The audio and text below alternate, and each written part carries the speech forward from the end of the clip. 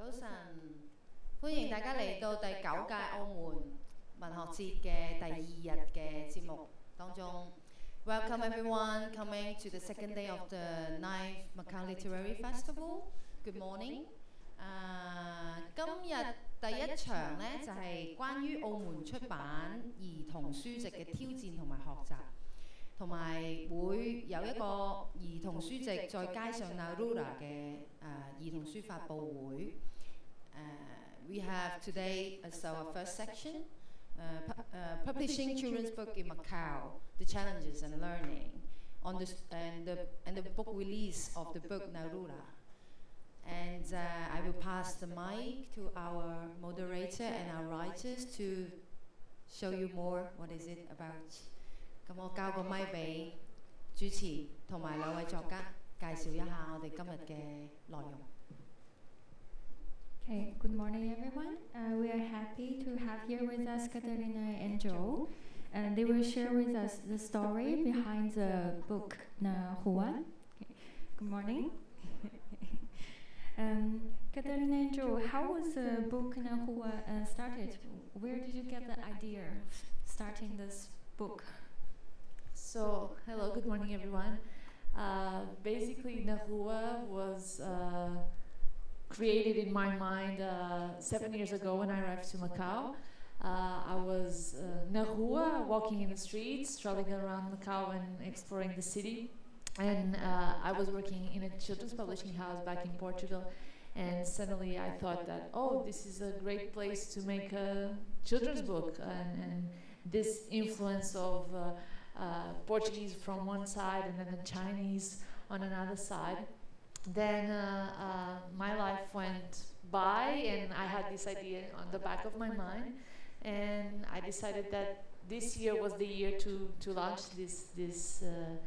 this book and created this story in real.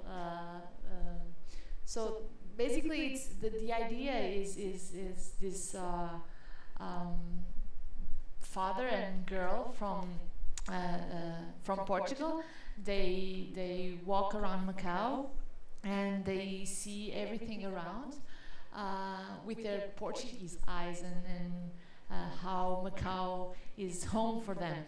On the other side is a Chinese grandmother with a Chinese boy, and because I'm Portuguese and I don't have the eyes of Chinese, I decided to invite Joe to write this side of the story, and we joined the forces together.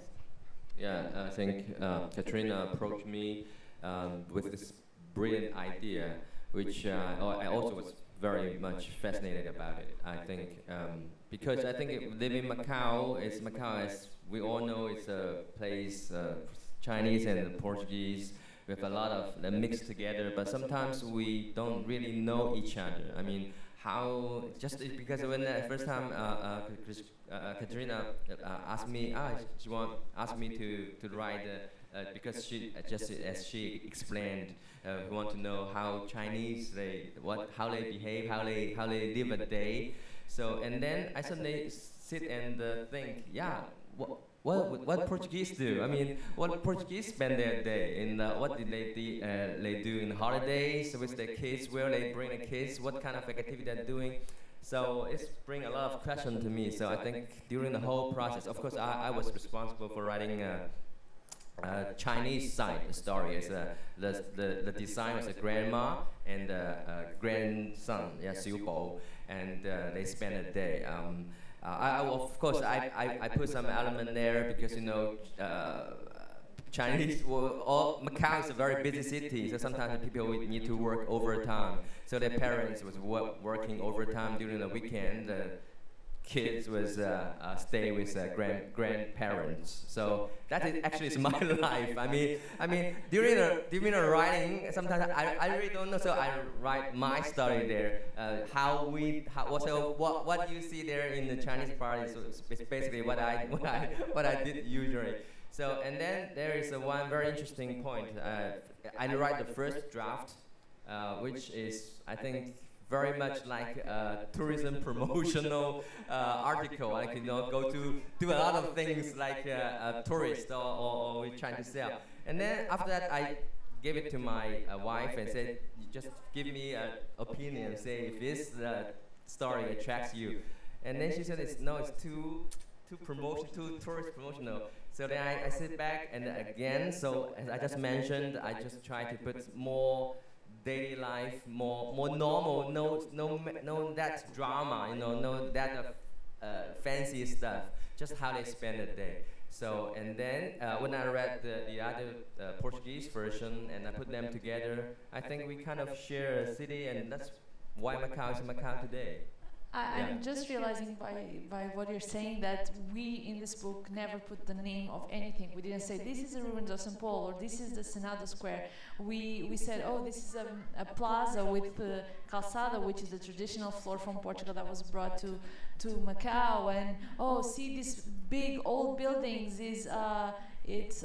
We take pictures here and we send to my grandfather that is in Portugal. So we never really teach something, the specific names of the places, but all the feeling of what Macau is. And you're saying this about the promotion, and I just realized, yeah, suddenly we were not that obvious. And one interesting thing is that we speak English to each other. I wrote in Portuguese, you did your draft in Chinese, and then suddenly we have our translator in the middle, which knows Portuguese and Chinese. So we had to put everything together to create this mood, which have so many different feelings, because I have a feeling of Macau, Joe has a feeling of Macau, and probably Yuan has also a feeling. I think, Yuan, you can talk a little bit about this translation process, or how to create this thing to be homogeneous, right? To be a whole thing.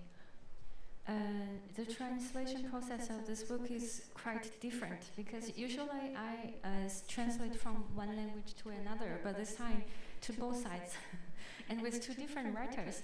So we have to talk many times with each other to understand each other. Because as a translator, my job is like a bridge. I have to bring together the two cultures. The other times is like to bring from one side to another. This time is I will stand in the middle. I have to go to the two sides. So it's quite interesting and quite different. I talked many times with Catarina, with Joe, maybe less because no chances. But with Catarina, we sat together many times, and we will communicate with each other, try to chat a little bit about what we think of this book. And before I change something in the Chinese version, I will always ask Catarina to send to Joe to see if it's okay. So a lot of negotiation between cultures, quite interesting. And the children's literature translation is also different from the adults one. We have to see through the children's eyes. As the three of us, we all have children, so I think that helped. Okay, you want to talk a little bit more about the creative process with Joe? Because it's two sides of story. Actually, speaking of which, I have a question for our translator Tian Yuan. It's when talking about the language, because you know in this book in Chinese part. Because I wrote the Chinese part, so I kind of, during a way, I kind of confused somehow, because you know in Cantonese there is a set of language, and then in written Chinese or with another set of language, different logic, like coming back home. If we write in a written language, we say 回來 or 回來. But in Cantonese, we barely say that. We say 返嚟, 返屋企. So because when I write, because I think there are few places I write Cantonese way of saying it, but it's in written Chinese form. But then on the Portuguese side, because so basically I think it's all translated by Tian Yuan. So I think personally kind of confused with this Mandarin or written modern Chinese and Cantonese. It's kind of, just sometimes they fight in my brain. So how do you deal with that kind of problem in Chinese? And sorry, I might just add another one. It's about Portuguese. Is there any, like Portuguese have this kind of problem, or it's all the same? It's like the different register of the language. We have to take care of that part. If you put that expression in more oral Cantonese and in Portuguese, we make it like less formal, like with a register of daily life, everyday life. We cannot make a very formal expression for that translation. So that is okay, but I struggled, yes. I struggled in, because when I translated Catarina's part from the Chinese, I saw your part before, so I wanted to make a similar style, but it's very difficult for me because my mother tongue language is not Cantonese. So I really tried. So later I asked Catarina to send you my version for you to do the profile feeding, and you did it very well. So I think the negotiation part went well. Yeah, I think I like your version better because I think that is also a language game because. If make a Portuguese father and daughter talk in Cantonese too, I think it was a little bit odd. So they speak in that way. It's perfect because they're different. They use the same like Chinese character, but they speak differently, and we can find the difference between the Cantonese grandparent and Portuguese. Yeah, so which is good. You should buy a book. Yeah. Regarding the creative process, it's interesting because the main message of the book is so we have a story on one side and the other on the other side, and then they meet each other in the end. And basically, the idea is that the parent and the father and the grandmother, actually the parents ask the kid, "What is your favorite thing about Macau?" And they always like, "Oh, I don't know. I'm like kind of shy." And the main message is that what they like most in Macau is the people. So when I had this idea, I didn't know Macau, I didn't know what Macau was going to bring me, but the thing is, the best thing in Macau is actually the people. I was looking at you two talking and I was like, okay, they're talking just because we did this book, and that's the main thing is Macau is the people. And this book has brought many things to Mandarina, brought Mandarina to another level in terms of we want to do more books. We want to continue the collection of Na Rua because there are so many stories, there are so much content in Macau to do the books for children. And with this book, I really got friends. I have friends here that got inspired by the book, and we are bringing this book to another level and doing some readings, sharings. So the main thing and on the whole creative process for me was like, we need to send this message to the kids that people are the most important, and there's a sense of community in Macau. We live in bubbles, the Portuguese and the Chinese, and then within this big bubble and other little bubbles, and to explore them and to mingle and to get together, in our case through books, which is our passion. I think this book really reflects what Macau is. It's a mixture of different cultures here, not only Chinese and Portuguese and also the others. As we can see, for children's book, the illustration is a very important part. We were talking about the language process, but also the images, the illustrations. You want to share with us? Yeah, so basically the illustrator, he has relation with Macau. His parents are from Macau, he's Brazilian, and he was living in Macau until last year. And when I invited Fernando, because he illustrated the other two books of Mandarina, I asked him, okay, we are doing this book, this is going to be a challenge, it's another style, and we want to do something different. When I told him, okay, I want to do a more monochromatic book, which has one side in red, which is the Chinese, to have this relation with the color and the tradition, and then the yellow on the other side,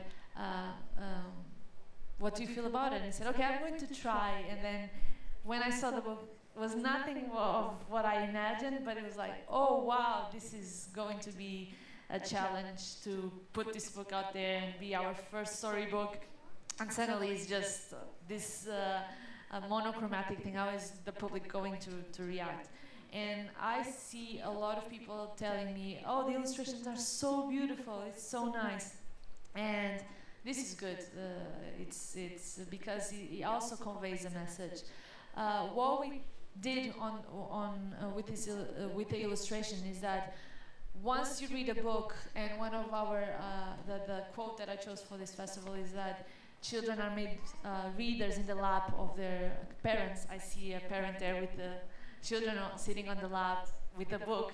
It's that this book is not to be read once. It's a book that you can read a lot of times at night or when you are with your kids. And not to die on the first reading, what we did is that we have the illustration, and at the same time, in each page, if you look closely, you see in the Portuguese side, the father and the daughter are walking around, and on the back scene, you always see the grandmother and the grandson walking. Very small, sometimes you can barely see it, but they are on the back. So it means when you look closely on a second reading, you see, oh, actually this is the same scene that it's happening on the other side, but in an opposite way, right? It's like a mirror. So we wanted to give something else, not only just illustrating the text and that's it. So Fernando did an amazing job. I think he pushed himself extra hard, and he's excited to do the next one. So we are expecting for the second story of Joe and Julia. Why this book is bilingual? Because the other ones that Mandarin has is like trilingual, 3 languages, Chinese, English, Portuguese. But this one only Chinese and Portuguese.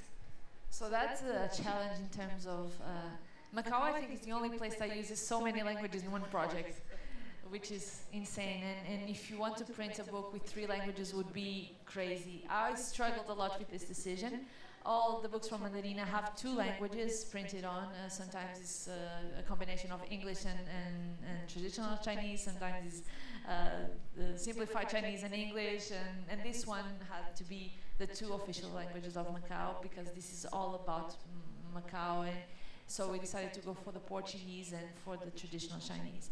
I struggled with this decision. We are printing the 2nd edition now. And I thought maybe we can do it in English now, because other communities can also read it.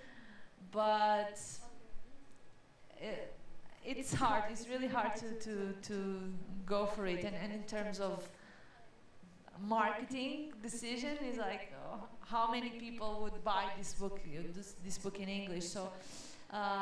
It's still, I'm still not sure if we will not do it in English, but the 3 languages on a book, it's completely insane, because it would be so many texts in a children's book, which doesn't make any sense.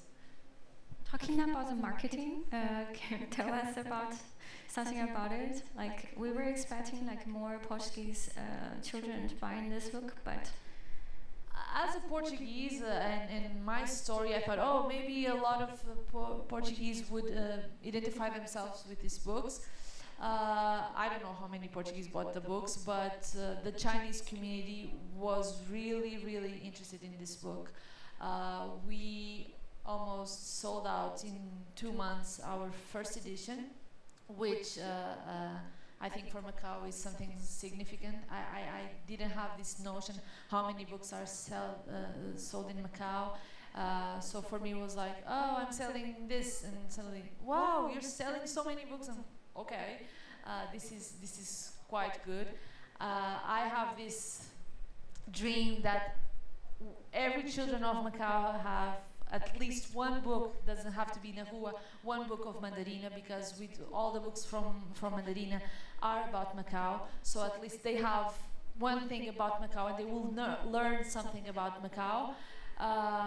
But there's a lot of children in Macau, so this would be amazing if this could happen.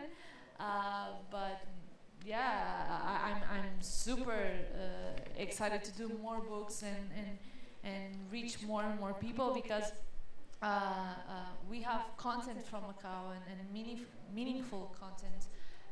So yeah. So maybe that also means that the community, the Chinese community, is looking for knowing better the Portuguese part. I think Joe did a great job in terms of marketing with this book. His friends, and yeah, so I think it helped a lot.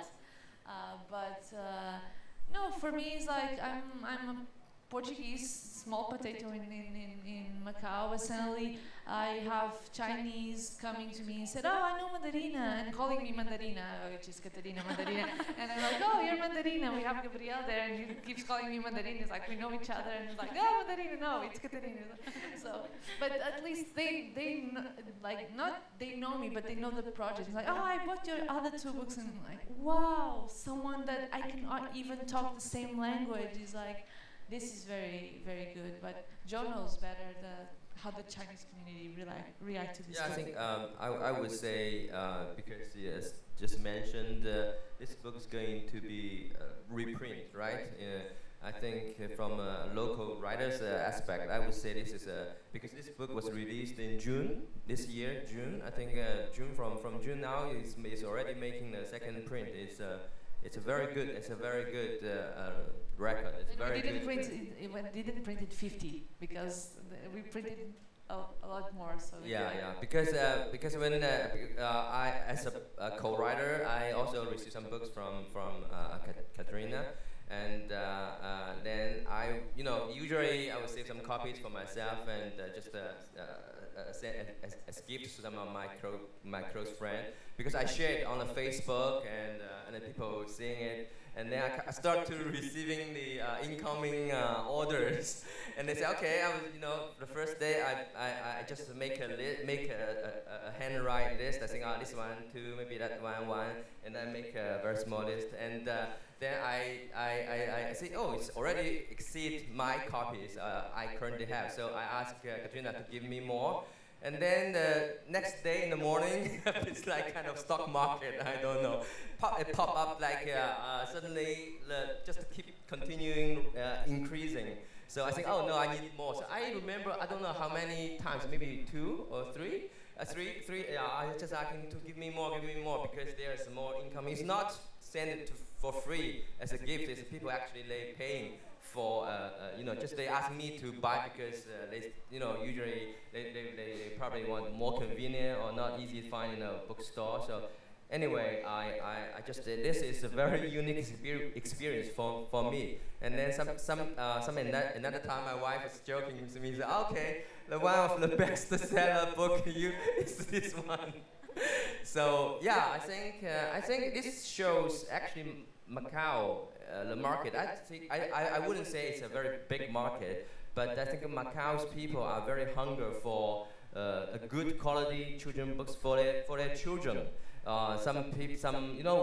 Macau it's very easy to buy children books. You can buy from Taiwan, from China, from overseas, Amazon, Taobao. You can buy it everywhere. But the book itself, a story is based on Macau. It's about Macau. It's not that many, in a market. So I think there's a niche market in this. If you can provide good quality book, maybe more language, I think, so you should definitely try English. So I think there is also a large, proportion of people here in Macau. They speak, they can read like, I don't know, other than Chinese and Portuguese, they are still English-based, English-speaking citizens in Macau. And we have a lot of Chinese buying our books to learn Portuguese. That's one of the things. So our second book was a first word book, 100 words in Portuguese, English, and simplified Chinese. And a lot of people buy it for themselves, adults to learn Portuguese, which is this thing in Macau that people want to learn Portuguese and more, and they use the children's books because they think it's more simple to learn. So this is also another tool that we are creating here for adults. Yeah, I think in Macau it's very easy to see Portuguese characters. Sometimes we see very often, but we actually don't know the meaning of it. So I think that's also a very good way to, to really understand the language. Understand the culture also. Yeah. Yes. So Joe, I'm curious about the children's literature market in Macau. So because you are the vice president of the Writers Association in Macau, can you share with us some of your opinions or ideas? You mean children's literature? Yeah. I would say Macau Chinese literature was started quite early. I think in the last century, 50. It's already there are people writing Chinese literature, the story children's literature, story for children. But I think there are a few restrictions here, of course. First one, I think, is the Macau's lacking of children's publishing house. So actually, we have no people or publishing house specialized in this. So it's no scared children's literature. But from time to time, there are people writing children's novel. I think in the last 4 or 5 years in the Pen of Macau, we have a group people to write how should I say in English? In Chinese, it's 同一支筆. It's a same pen for everyone, like that, the idea. And so there is a group of people. There are parents, there are writers, and there are scholars, people writing for children specifically, and they use Macau's the topics, the elements from local elements from Macau, like the monster in Chongsam and the land house, the lighting house story, the bridge, the trees, a lot of stories, the fairy tales. So there are many stories accumulated already. I think but they didn't publish in a very formal. They just published a small leaflet. They also organizing a lot of outdoor activities, like children's gathering together, reading to them. I think they are doing I would say Macau find its own way because we don't have a big market, big money, but we have children, they need stories. We have parents, they want their children to read local stories. So that kind of small group activities, I hope, hopefully, when we grow, and like Madrina, a publisher, we can have some, this one is obviously a very good start. I think it's, and also I think the marketing, the react from the market is very, very encouraging.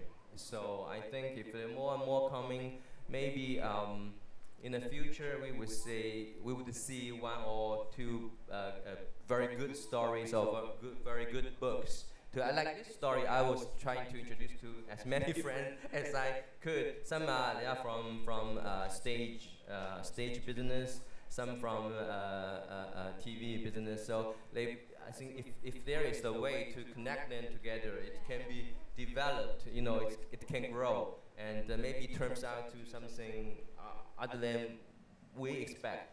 So I would definitely looking forward to that. In the future, we would hope there's more and more, because now I think this generation is already grow up with iPad.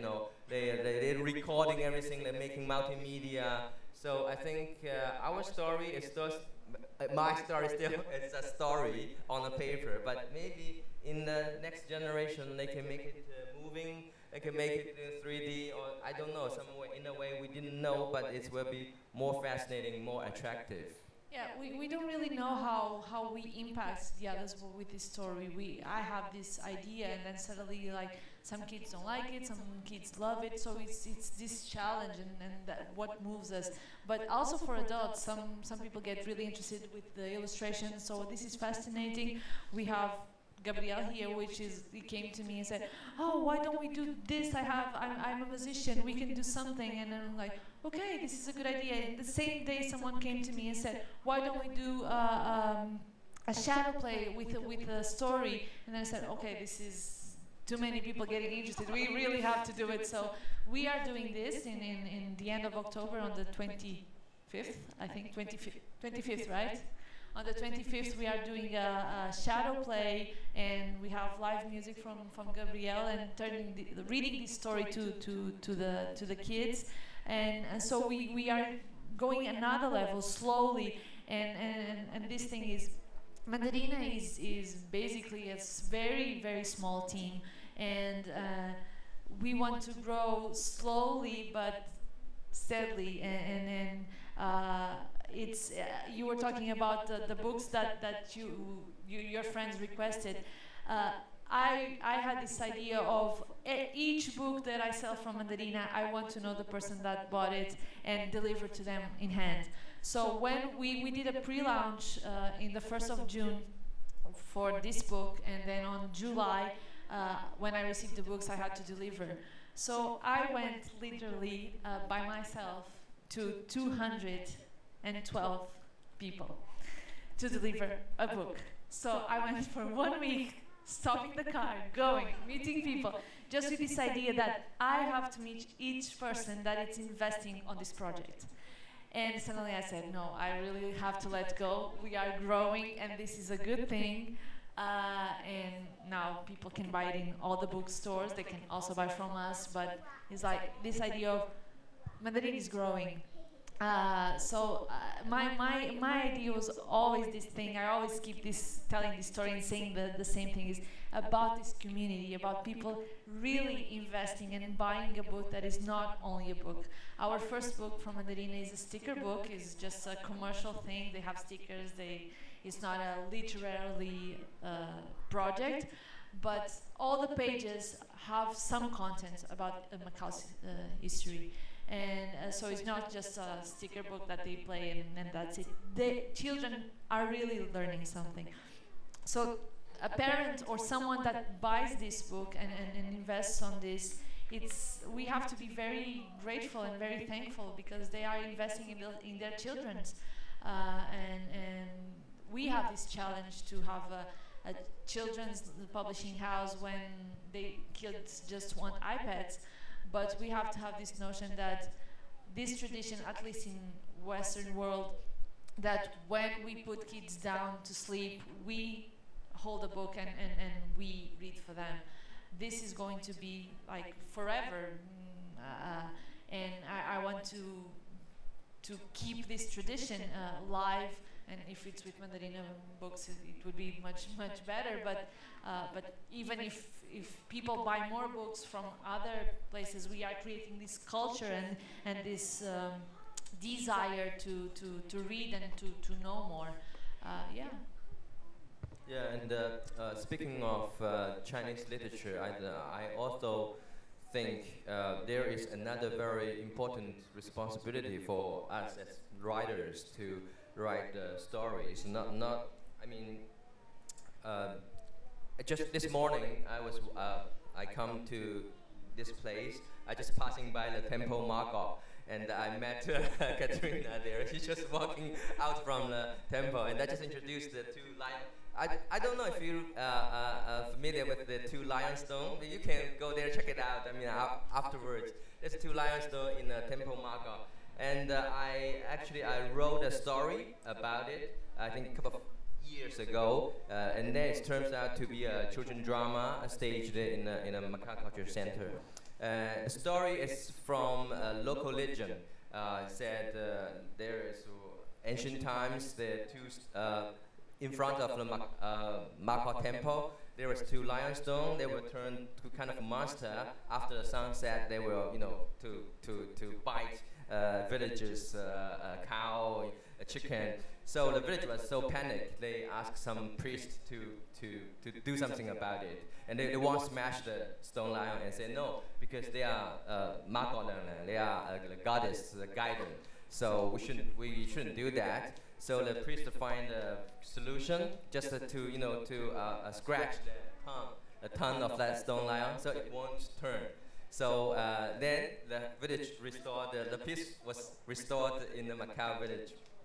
So I was heard that story. I think it's 10 years, more than 10 years ago. I was sitting in a cab. I still remember the exactly spot where when I heard this story, and it was implanted in my heart. So I think it's after years and years, then one day there is a local drama group approached me, say let's do something about it, and say, oh, suddenly this idea came out.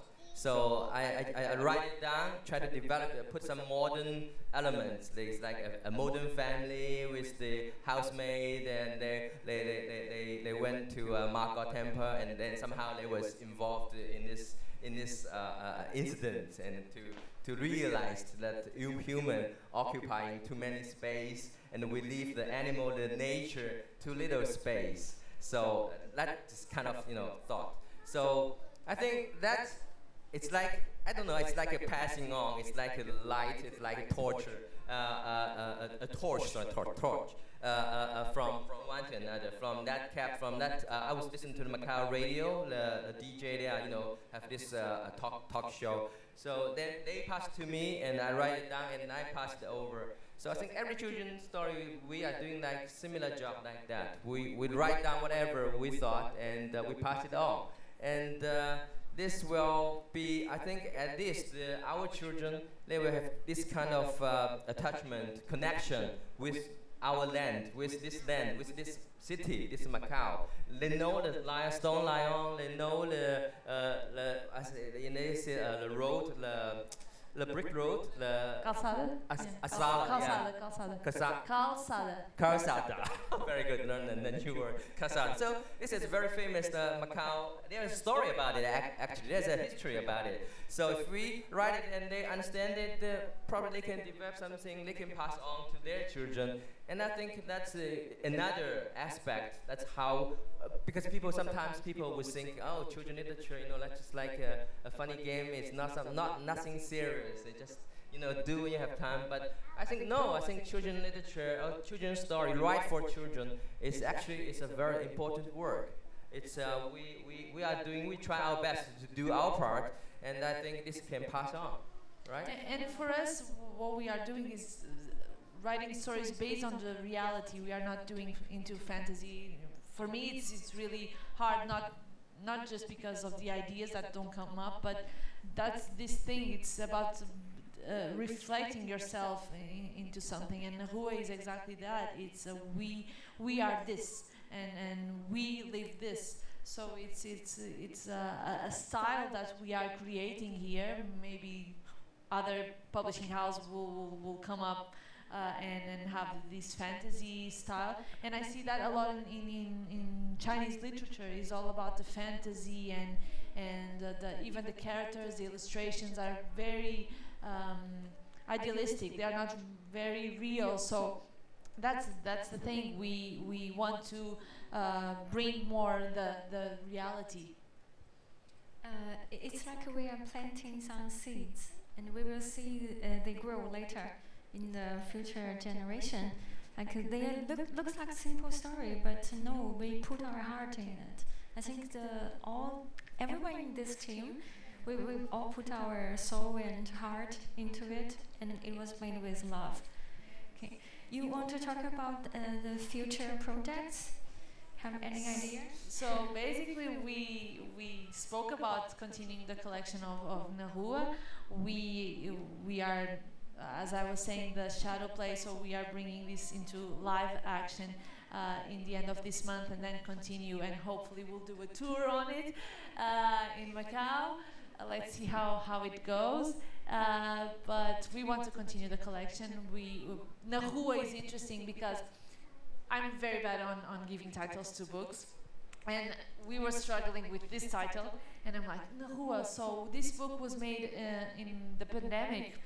So this is the thing about when we go out, when we finally can go out of our houses, we are going to walk on the street, which is a literal translation for Na Rua, which means on the street.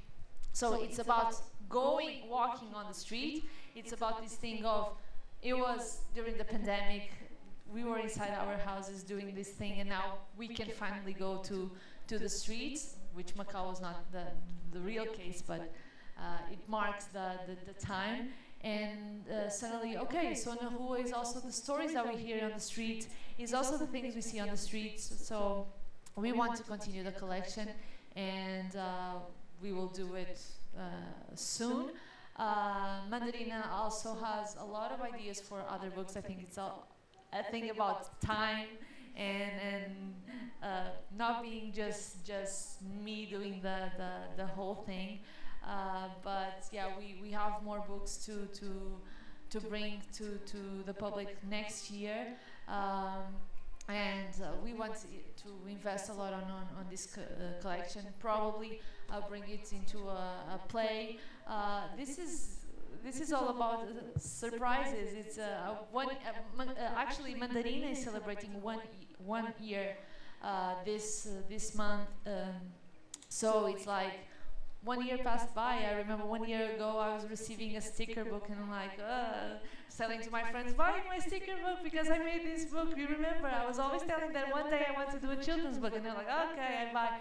And then we suddenly have 3 books already launched, which for me is like, it's okay, 3 books, but I see here in Macau people not really, okay. It's very good. yeah, so people react this way. It's like, wow, you guys made 3 books already, and like, it's okay. It's not being fake humble, but the thing is, no. I used to work in a children's publishing house. They just keep launching books. So for me, the rhythm is different, but for Macau, it's actually good. So, as I said, we want to go slowly, and we want to do this investment, and we'll keep launching more and more books, for sure. Joe? Well, yeah, I will keep writing, of course. I have a bi-monthly column in local newspaper, right, for children. So yeah, actually, so I at least write like 4 to 6 short stories. But I just finished one weeks ago about the Mid-Autumn Festival. So yeah, I just try to use as many as local elements into a story, and from time to time I also cooperate with like Catarina or local groups to do some children activities. I think I'm still trying to finding a way to write a Macau children's story. So well, I'm still in a way to achieve there, but I will definitely keep writing. Yeah. And we want to reach schools as much as possible, because we see that schools are very important in children and how to convey a message. So for us, it's like really important to get into schools and have this support from teachers, and for them especially to understand that we are doing is not just a ludic book, it's a more pedagogic thing. It's for us is very, very important. We also, every time we have a book, we always give to a children before we print to see what they feel, what they are learning, what we can change and improve. So we really have this idea of giving a quality product and something very that they can really learn something with it. So if we could reach schools, have the support from schools would be amazing for us.